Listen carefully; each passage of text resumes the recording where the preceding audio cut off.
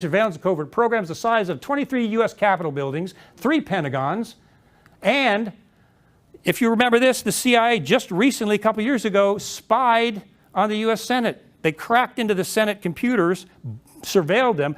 When they were writing, Dianne Feinstein and the Select Committee were writing the report on CIA torture program. Remember that?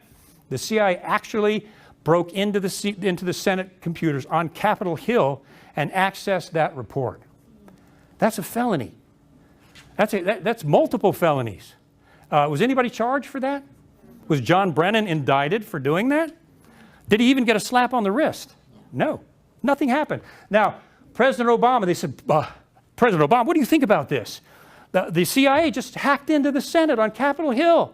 Now what are you going to do about this? He said, well, I have full confidence in John Brennan, was his response. But most people think, well, that was a political backup. No, the chilling thing is President Obama could do nothing about what the CIA was doing. Obama could do nothing about the fact that the CIA had cracked into the Senate. So he just said, I support John Brennan. And there's nothing he could do. He did not have the power to overturn or subvert the CIA. That's how bad this is. Okay? So what does John Brennan do when he's called before the Senate and put on the hot seat for bugging the U.S. Senate? This is what the CIA always does. He threatens them. Well, you had unauthorized access to CIA classified information on those computers, is what he said. And you know what the penalties of that are? Could be prison.